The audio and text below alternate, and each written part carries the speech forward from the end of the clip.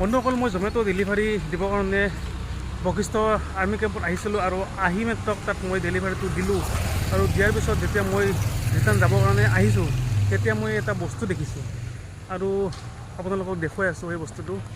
এই যে গছডাল দেখিছে, এই গছডালৰ তলত আপোনালোকে চাওক, এই মূৰ্তি ভাঙি পৰি আছে,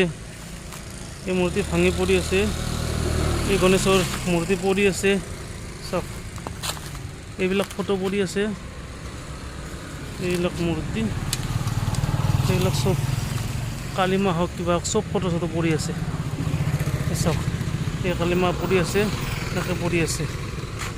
তো বন্ধুসকল মোৰ মতে এটাই কথা যে আমি যেতিয়া পূজা কৰাৰ সময়ত ধুনীয়া একদম হাঁহি ফূৰ্তিৰে পূৰা ধুনীয়া কৰি পূজা কৰোঁ আৰু যেতিয়া পূজা শেষ হয় তাৰ নেক্সট দিনাখনে এনেকুৱা অৱস্থা কৰি থৈ দিছে চাওক।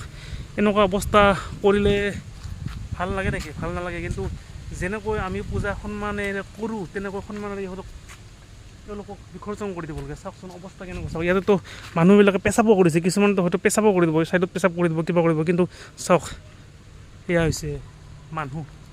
এইখিনি আছিল মোৰ ভিডিঅ'টো। যদি ভাল লাগে আপোনালোকে এটা শ্বেয়াৰ কৰি দিব আৰু লাইক আৰু ছাবস্ক্ৰাইব কৰি দিব।